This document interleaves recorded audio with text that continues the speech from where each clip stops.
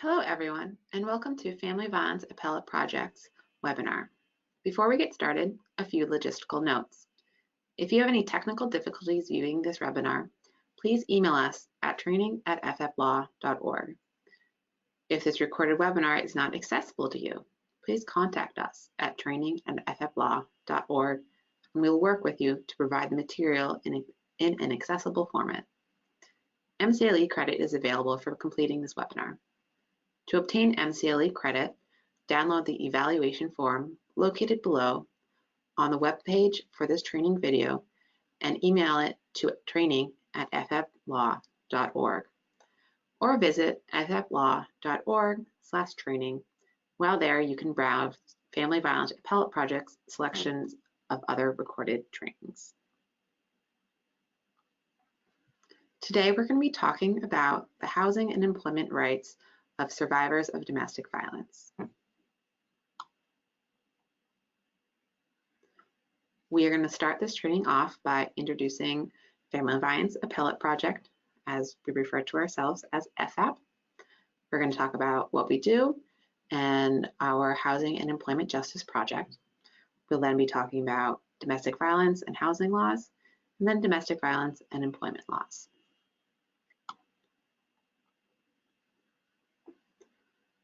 Who are we? FAP is the only nonprofit in California dedicated to helping domestic violence survivors and their children by appealing dangerous trial court decisions on their behalf for free.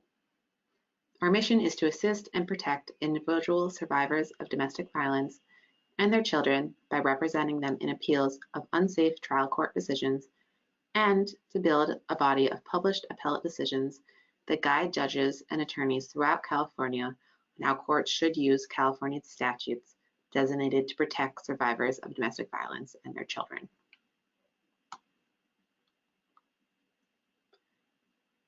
We do our work in a few ways.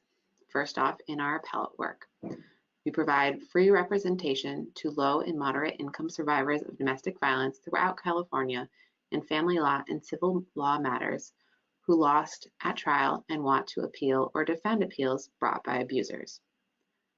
We support other appeals with technical assistance, amicus briefs, and publication requests. We have an 80% success rate in prosecuting appeals. The statewide average is 20%. This speaks not only to the expertise of our attorneys, but also to how often trial judges are incorrectly applying the laws meant to protect survivors of domestic violence, which is why we can win on appeal so frequently. And we have a 90% success rate in defending appeals. We also do technical assistance, trainings, and provide free resources. We are located in Oakland, but serve all of California. We are a state bar-funded support center for legal service agencies working with survivors of domestic violence. We also are a support center for domestic violence agencies supporting survivors with legal questions or issues that are not criminal. This means that we answer the questions of domestic violence advocates and attorneys who are representing domestic violence survivors. The questions can be about their appeals or also about how to support them in their trial cases. We answer a wide range of questions, just as long as they're not criminal and they must be related to domestic violence. We also have our Housing and Employment Justice Project, which I'll be talking a lot more about today. So our Housing and Employment Justice Project is new-ish to FAP. It's been around a bit over a year. The goal of the project is to secure economic stability and prevent homelessness among DV survivors.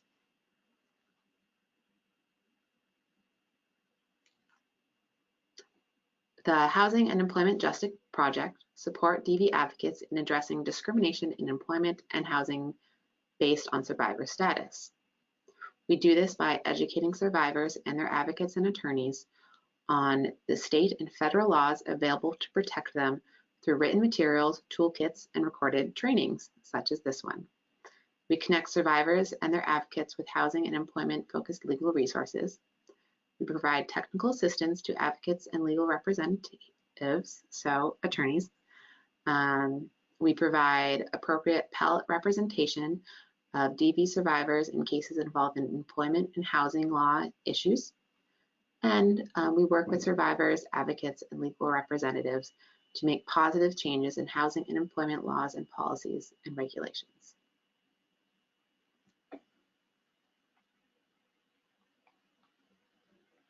So we're going to start off our substantive part of the training by talking about domestic violence and housing law. Domestic violence is a primary cause of homelessness. According to multiple studies examining the causes of homelessness, among mothers with children experiencing homelessness, more than 80% had previously experienced domestic violence. Between 22 and 57% of all homeless women report that domestic violence was the immediate cause of their homelessness. And 39% of U.S. cities surveyed reported that domestic violence was a primary cause of homelessness in their cities.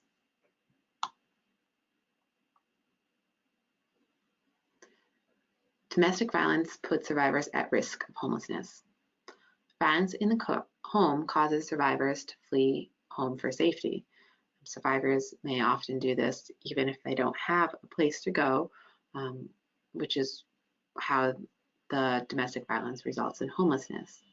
Landlords may evict or refuse to rent to survivors because they are survivors of domestic violence and because of the violence of their batterer.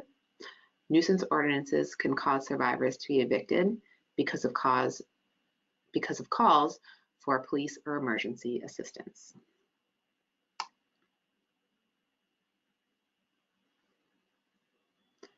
In California, we have laws set up to protect survivors of domestic violence and their housing rights. In the Family Code, we have the Domestic Violence Prevention Act.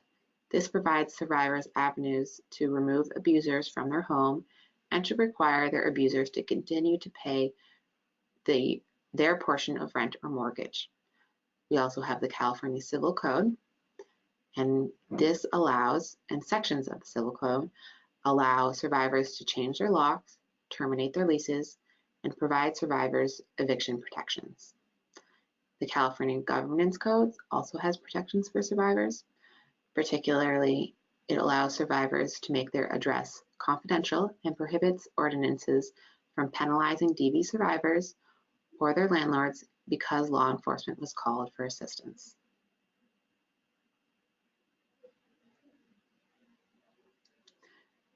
The California Health and Safety Code requires housing authorities to report tenancy terminations and termination notices given to domestic violence survivors to the California's Department of Housing and Community Development.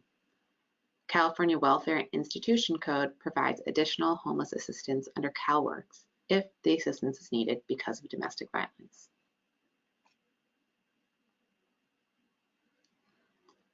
Federally, we also have laws to protect survivors of domestic violence in housing. Under the Violence Against Women Act, also known as VAWA, which I will be referring to it throughout this webinar, the law protects survivors living in certain subsidized housing by making it illegal to deny housing to survivors, terminate housing of survivors, or otherwise penalizing survivors because they are survivors. The Fair Housing Act provides protections against housing discrimination based on race, color, religion, national origin, sex, disability, and familial status. I will go into depth more about how that specifically protects survivors of domestic violence later in this webinar.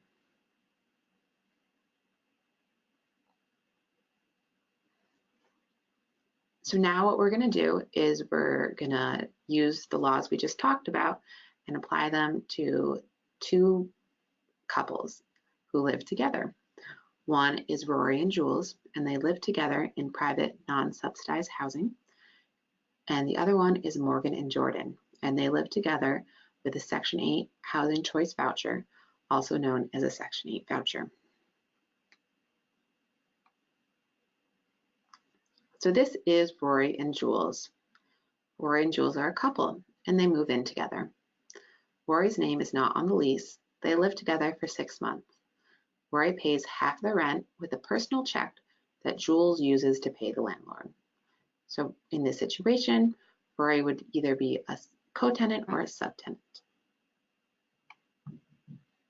Unfortunately, Jules becomes abusive. For Rory's safety, Rory needs Jules to leave the apartment, but Rory can't afford the rent on her own. Is there anything Rory can do?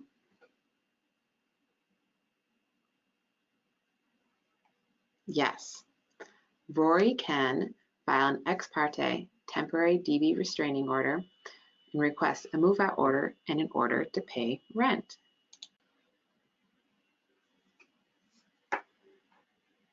A request for a move-out order asks the judge to order Jules to temporarily move out of the apartment. A request for an order to pay rent asks the judge to order Jules to continue to pay Jules's portion of rent for up to as long as the restraining order is in effect.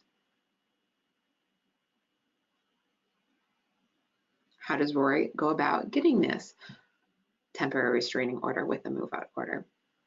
Well, Rory must establish with reasonable proof that Jules assaulted or threatened to assault Rory or Rory's children or dependent. Physical or emotional harm would result to Rory or Rory's child or dependent if rules were not excluded from the apartment, and Rory has a right under the color of the law to possess the premises. In this case, Rory has resided in the apartment for more than 30 days, has paid rent, and would be entitled to at least a 30-day notice in an eviction proceeding. Many people who are not owners or are not on a lease may still have a right to possession, for instance, because they've lived on the premises and paid part of the rent or mortgage, or have contributed to the household in other ways, such as cleaning or buying food for the household. Every situation is different. So if your client is not on the lease and has been there for a while, just make sure to include all the proof you have about why you or your client have a right under the color of the law for possession of the premises. You can do this by including rent receipts, including utility bills that are in your name or mail addressed to you at the apartment or house's location, and make sure that you or your client explain your housing situation to the judge. With all this information, the judge will decide if you have a right to possession of the premises under the color of the law.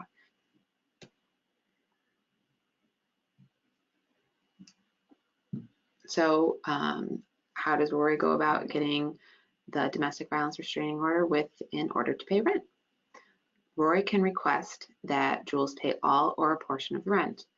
In the application, the TRO application, question 15, asks the applicant about payment of debt, which can include rent and mortgage payments. So when Rory is applying for the restraining order, Rory would put in question 15 that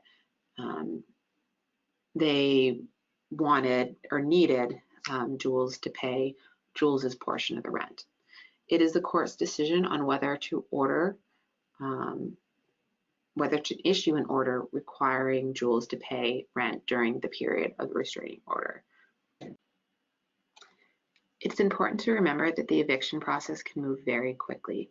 So if you or your client need money to cover rent because your abuser isn't there and isn't paying their portion of rent, it is important that you talk to your local service providers to see if there is any emergency financial funds available to cover that rent.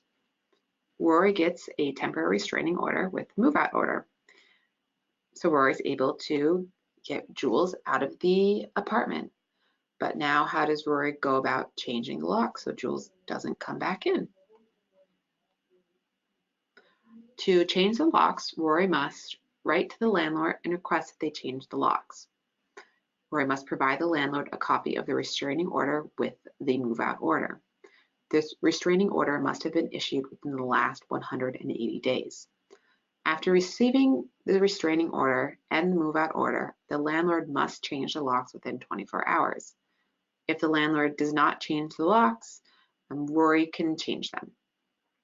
Under the law, the survivor can change the locks even if the lease prohibits them to do so. So if the landlord has not changed the locks within 24 hours of receiving that notice with a copy of the restraining order, Rory can change the locks. Rory must, however, provide notice that they are going to change the locks and provide a key to the landlord. And the lock change must be in a workman-like manner, with locks of similar or better quality than the original lock. Rory now seeks a restraining order after hearing with the move-out order. Rory gives Jules notice of the hearing. For the restraining order after hearing, Rory must show by a preponderance of the evidence that an act of abuse occurred.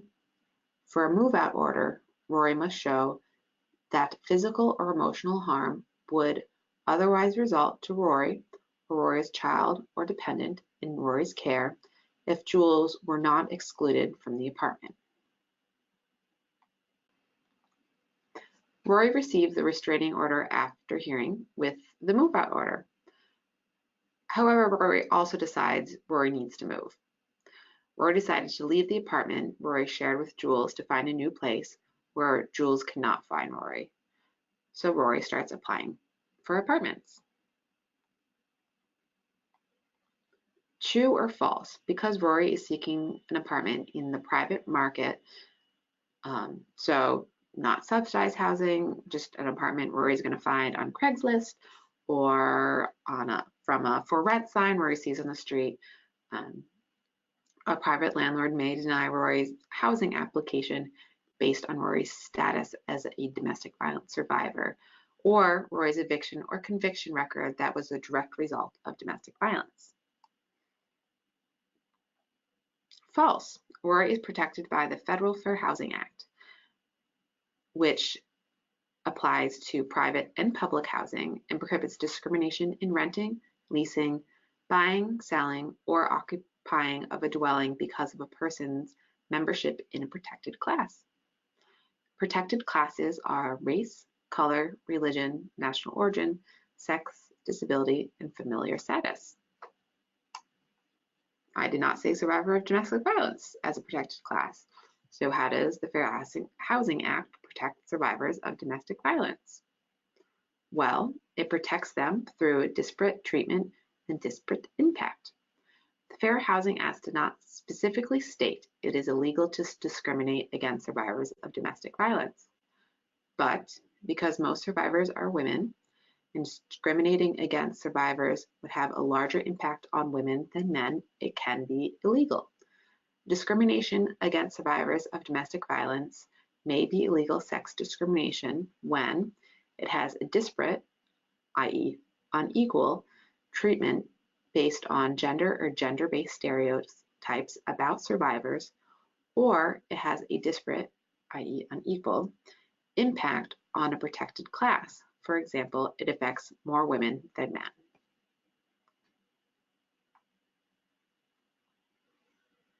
Luckily, Rory does not face this discrimination and is able to find a new home. Unfortunately, Jules finds it too. Jules is somehow able to make a copy of Rory's key. Jules causes disturbances, damages property, and causes Rory and Rory's neighbors to call 911. What can Rory do? Well, first, Rory can have the locks changed. If Rory has a restraining order or a police report involving Jules in abuse, stalking, or sexual assault that is no more than 180 days old, Rory can require that the landlord change the locks within 24 hours by requesting in writing a copy of the court order or police report that the landlord changed the locks. And like when there's a move-out order, if the locks are not changed within 24 hours, Rory can have them changed. Survivors may be able to receive financial assistance up to $1,000 to enhance security of their homes from the California Victims Compensation Board. The board suggests that you try your county office, as they can process applications faster if you want to apply for money to help enhance the security of you or your clients' homes. On top of changing locks, it may be securities like adding bars to windows or cameras, just what you need to increase your security. The California Victims Compensation Board maybe will help you or your client pay for that.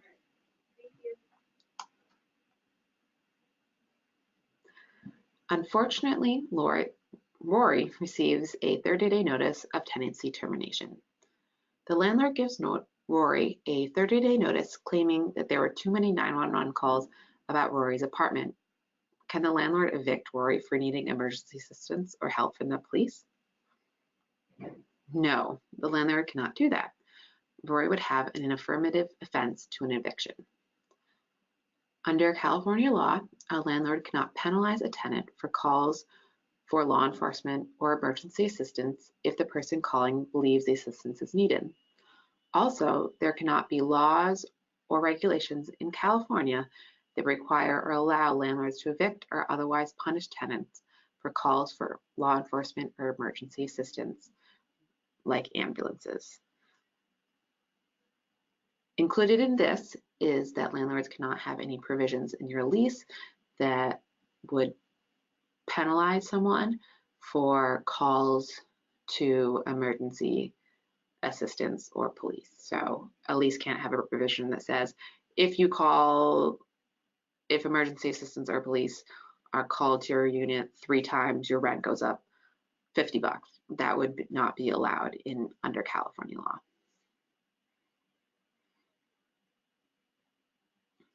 After Rory explains to Rory's landlord that they cannot evict them because of calls for law enforcement, Rory's landlord gives Rory a 3-day notice. Rory's landlord is tired of dealing with Jules, so decides to evict Rory, serving Rory a 3-day notice to cure or quit, citing Jules' abusive behavior or damage caused by Jules. Does Rory have any defenses to this eviction? Yes, Rory has an affirmative defense to the eviction.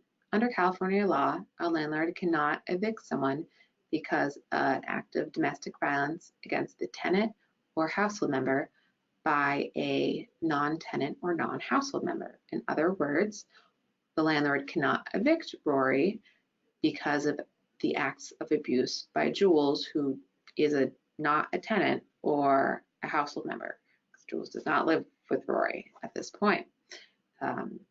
In order to receive this eviction protection, Rory can be required to provide proof that Rory is a survivor of domestic violence. Rory can provide proof with either a police report documenting Jules' abuse within the last 180 days, a restraining order against Jules that was issued within the last 180 days, or a letter from a qualified third party, for example, a doctor or a DV counselor or a therapist, that confirms that Rory is a survivor of domestic violence by Jules.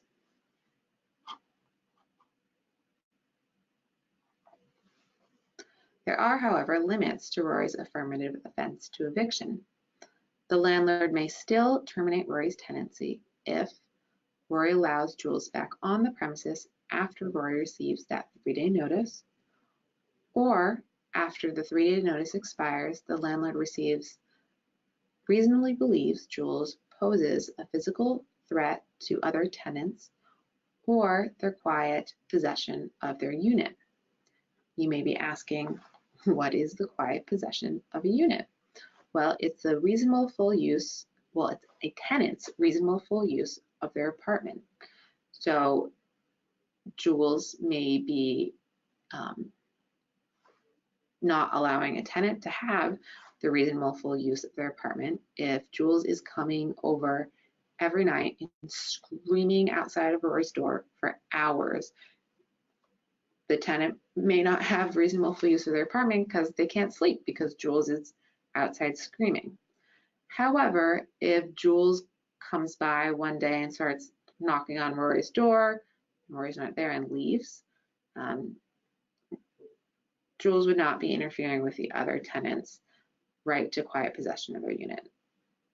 Rory's action did not hinder their ability to enjoy the full use of their unit.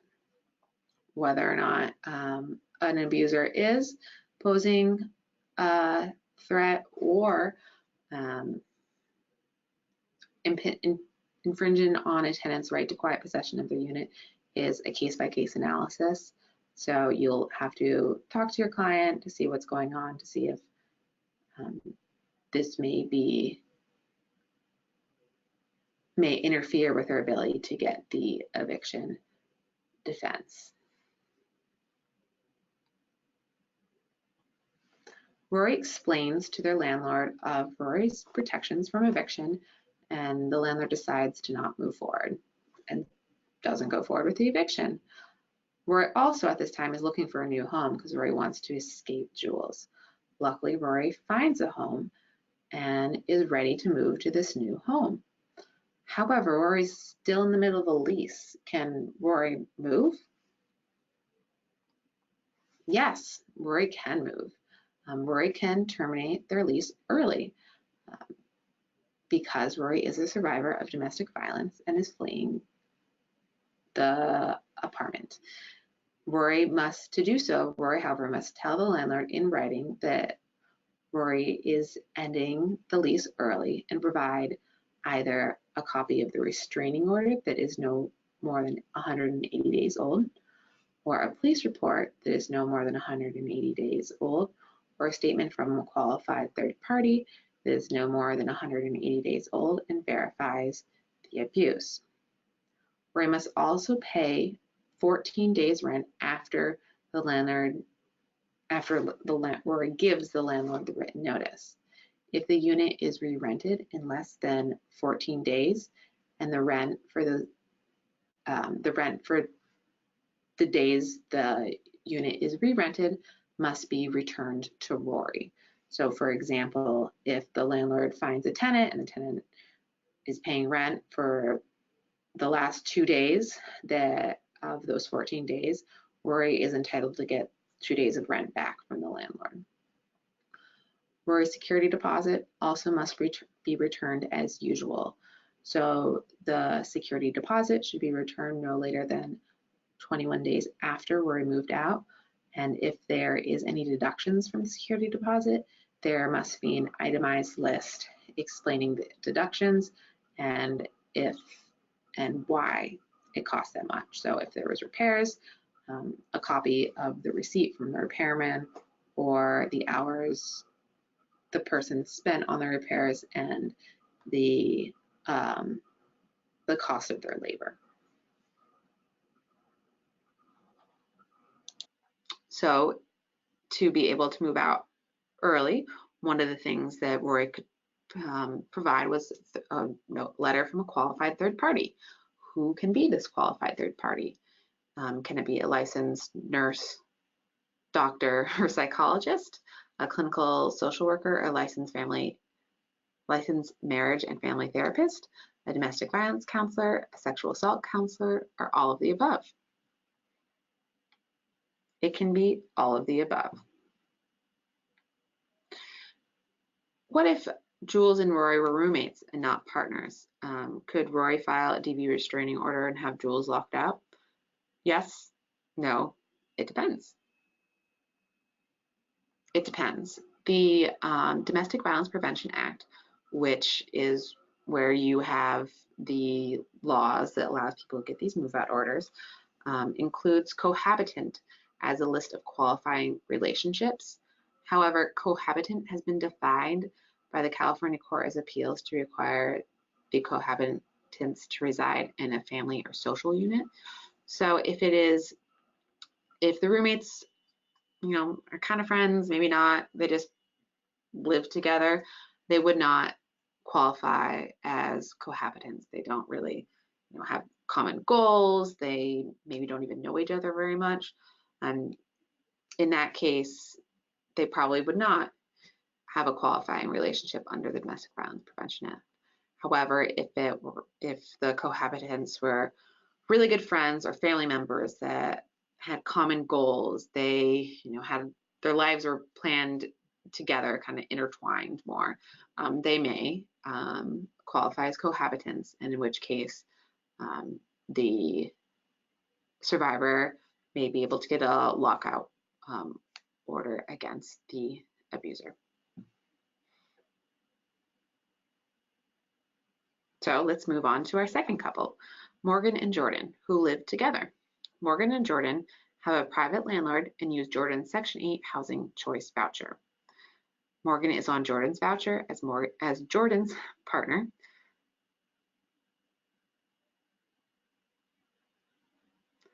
Morgan and Jordan have lived together for 30 years.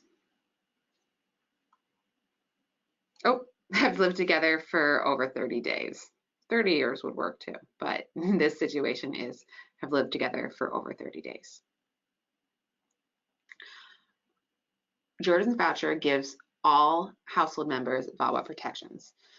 And the VAWA protections prohibit landlords or housing authorities from discriminating against or evicting a survivor because they are a survivor, requires tenants receive notice of VAWA protections, requires housing authorities and landlords to keep tenants' status as domestic violence survivors confidential, allows survivors to access emergency transfer plans when needed to move because of abuse, and allows survivors to bifurcate, aka split, their lease because of abuse.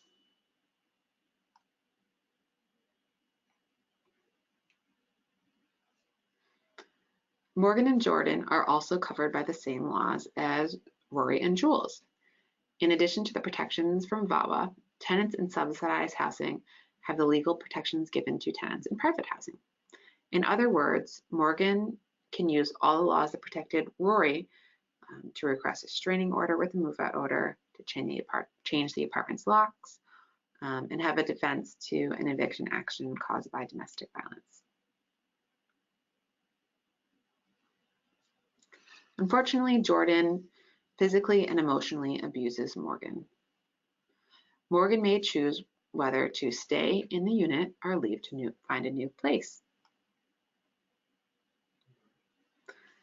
If Morgan decides Morgan wants to stay, Morgan can ask the landlord to bifurcate the lease. Under VAWA, the landlord may choose to end Jordan's tenancy but not Morgan's tenancy, i.e. evict Jordan but allow Morgan to stay. By evicting only Jordan, it bifurcates the lease and lets Morgan stay in the unit. How can Morgan afford the rent without Jordan's voucher? As I mentioned earlier, they live in the unit with a housing choice voucher, which means the housing authority is probably paying a portion of their rent, making it less expensive for the couple. But Morgan may be able to afford it by becoming a Section 8 housing voucher holder themselves. Because Jordan is the voucher holder, the housing authority must provide Morgan the opportunity to obtain a Section 8 housing choice voucher. If Morgan does not qualify for a Section 8 voucher, the housing authority must give Morgan a reasonable time to either get assistance from another housing program covered by VAWA or find different housing. If Morgan decides to go, Morgan can use a housing authority's emergency transfer plan. This would bifurcate the lease to allow Morgan to move without Jordan. Morgan can request that Morgan get their own voucher to move to the new unit. And with that voucher, Morgan can request to port the voucher to a different housing authority if Morgan wants. So the beauty of a Section 8 housing choice voucher is it can move from housing authority to housing authority. So a voucher holder does not necessarily have to stay at the housing authority that their abuser had them at.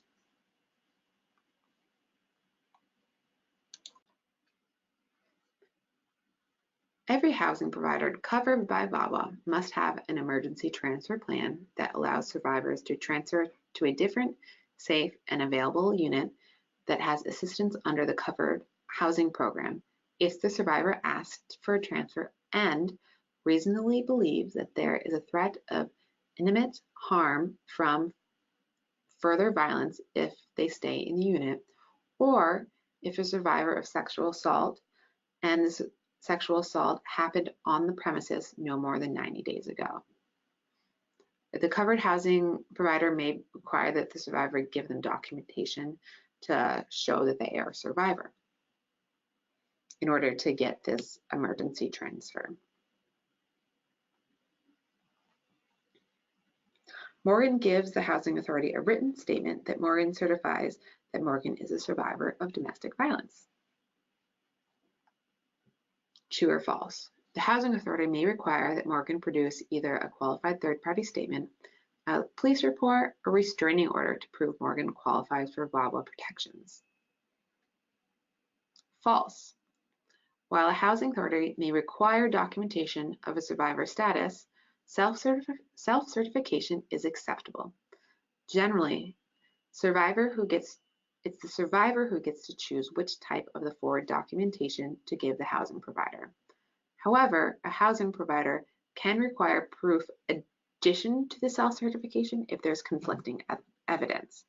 In other words, if a survivor gives a self-certification and then the abuser comes in and says, nope, I'm the survivor, here is my self-certification, the housing authority can require further proof to figure out who is actually the survivor of domestic violence. And in that case, then they can require the third-party verification, police report, or protective order. So we are going to move on to domestic violence and employment law. Domestic violence puts survivors at risk of loss of employment and economic security. Violence at the home or workplace may cause an employer to take negative employment actions against a survivor.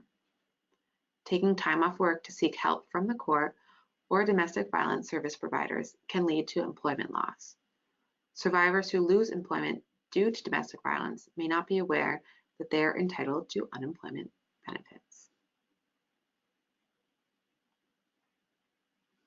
So we have state and federal laws aimed at protecting survivors of domestic violence employment rights.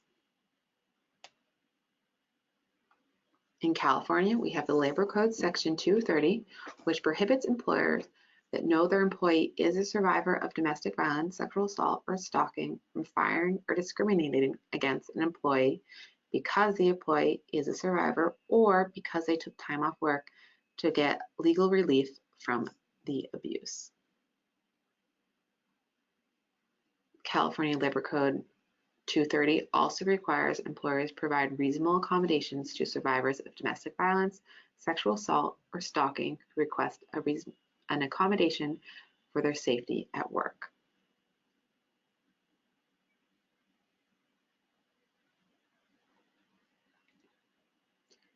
The California Labor Code Section 230.1 prohibits employers with at least 25 employees from firing or penalizing employees that are survivors of domestic violence, sexual assault, or stalking from taking leave to receive medical help with injuries caused by abuse, receive services from a domestic violence shelter, program, or rape crisis center, receive psychological counseling related to the abuse, safety plan, or take other actions to increase the survivor's safety from future abuse, including temporary or permanent relocation, i.e. moving.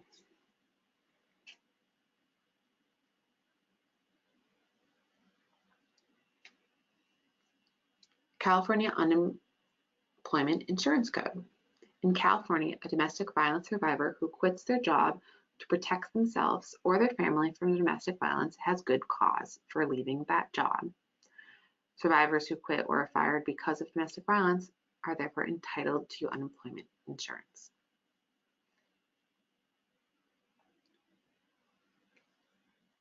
Federal Law Title VII prohibits disparate treatment based on sex, which may include sex-based stereotypes. It also prohibits practices that cause a disparate impact on the basis of sex, unless the practice is job-related and necessary and there's no alternative practice available.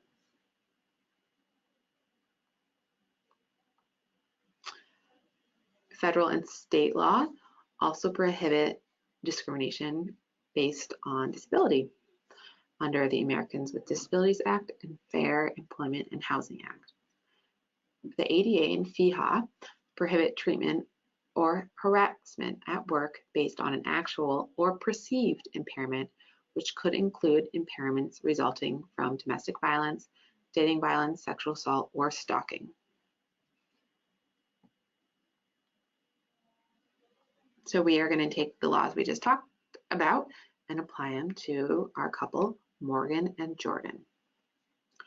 Morgan moved, so Jordan starts showing up at Morgan's workplace, Four Paws Accounting, causing disturbances. Four Paws says Morgan will be fired because Four Paws does not want drama at work. Four Paws employees are frightened by Jordan, and Morgan is missing work because of Jordan's abuse. What can Morgan do?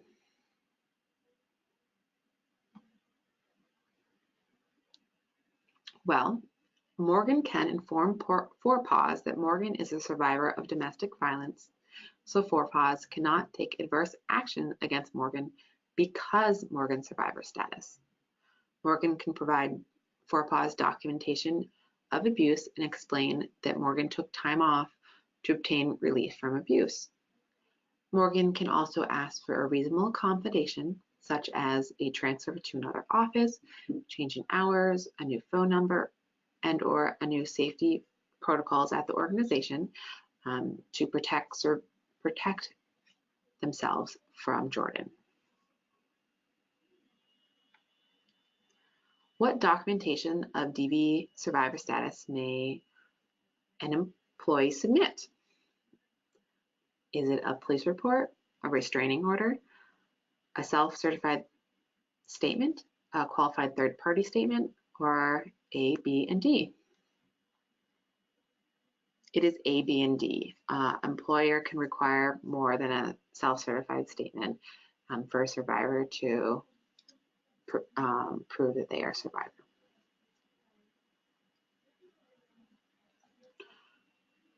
Despite the Four Paws accommodations, Morgan does not feel safe from Jordan at Four Paws, so Morgan decides to leave Four Paws.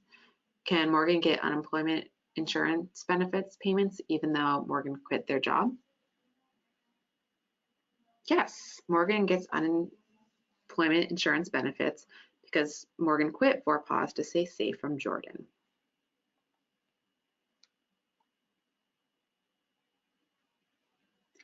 Morgan starts looking for a new job.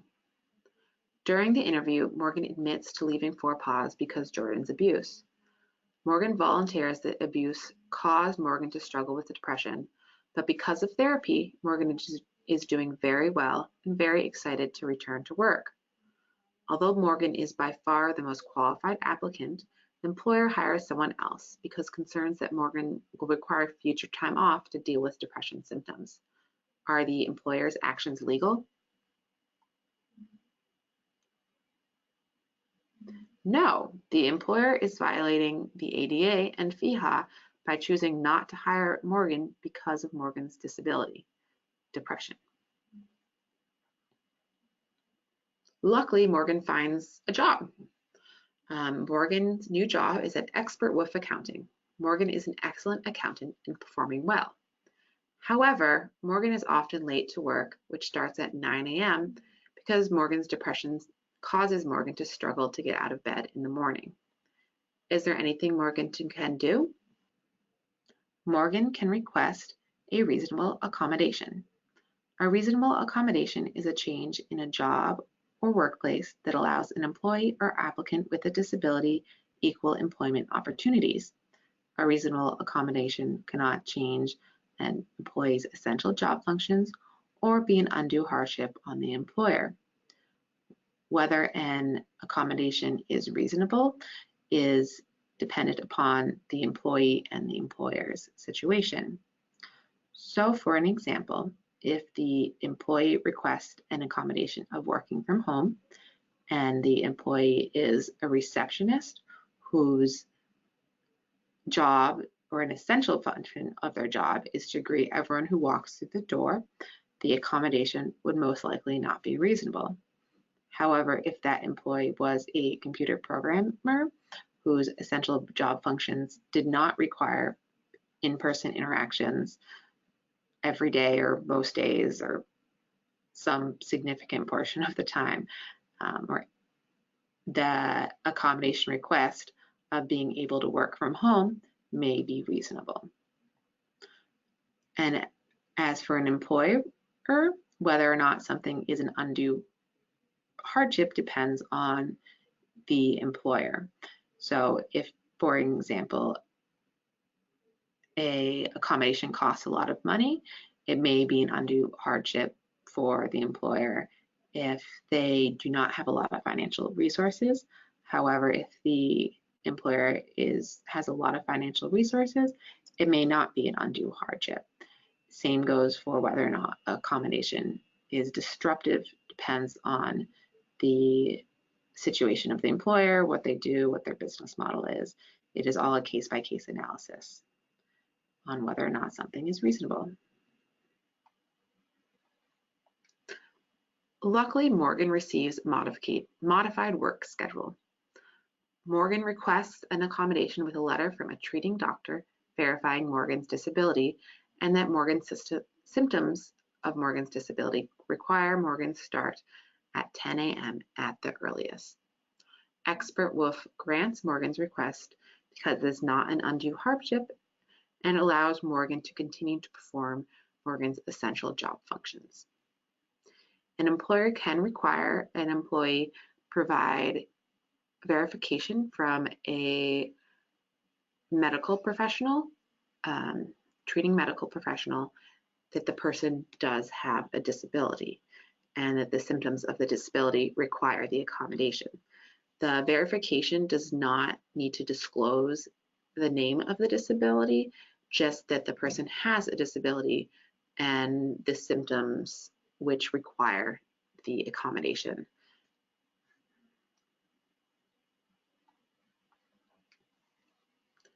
This is Bob. Bob is a survivor of domestic violence. Bob's manager is going to promote Bob to head builder. Then Bob gets a restraining order against his partner and Bob loses the promotion because his manager decides Bob is untrustworthy, believing that because only women can be true victims of domestic violence, Bob is lying. Has Bob's manager violated the law? Yes, by denying Bob the builder a promotion because of the gender stereotype that only women can be survivors, the employer violated Federal Law Title VII, which prohibits disparate treatment based on sex. This includes treatment based on sex-based stereotypes.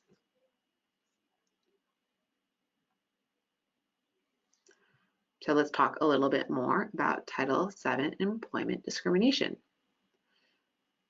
So in this situation, an employer's leave policy allows employees to use paid leave for restraining order court appearances when the employee is a restrainee, i.e., the person being restrained by the order, so oftentimes the abuser, and unpaid leave when the employee is a restrainer, i.e. the person asking for the restraining order, oftentimes the survivor. Is this policy an example of disparate impact based on sex or disparate treatment based on sex? This would be disparate impact based on sex because it is a policy that has a larger impact on women because women are more likely to be survivors and therefore more likely to be the person requesting the restraining order and therefore obtaining only unpaid leave, while the abusers, who are more likely to be men, are more likely to receive paid leave when they go in for their court appearances. And so the policy would have a disparate impact based on sex. What if the employer decides on a case-by-case basis when someone can use paid or unpaid leave? The employer allows a male employee paid leave to respond to a restraining order, but in a woman, unpaid leave to request a restraining order because the employer believes women make up domestic violence to punish their husbands. This would be an example of disparate treatment based on sex. This example employer is specifically deciding the employee who is a woman can have unpaid leave, while the employer who is a male can have paid leave based on their views about women and domestic violence. We've reached the end of our training for housing and employment and survivors of domestic violence. We have many other resources available at our resource library on our website, which you can access at fplaw.org/legal resource library. The password to obtain these legal resources is FF Training 6. Within our legal resources, we have court preparation checklist, litigation abuse tip sheet, family code section 3044 toolkit, trainings on how to lay a record for appeal. We also have a housing toolkit that helps survivors of domestic violence obtain housing, among many other trainings and written materials that are aimed at helping advocates and survivors and attorneys protect survivors and advocate for survivors of domestic violence. Thank you for watching our webinar. MCLE credit is available for completing this webinar. To obtain MCLE credit, download the evaluation form located below on the web page for this training video and email it to training@fflaw.org or visit fflaw.org/training. While there, you can also browse Family Violence Appellate Project's selection of other recorded trainings. A copy of the training slides and any accompanying material is available on the webpage for this training video or by emailing training@fflaw.org. Thank you again for watching. This webinar is now concluded.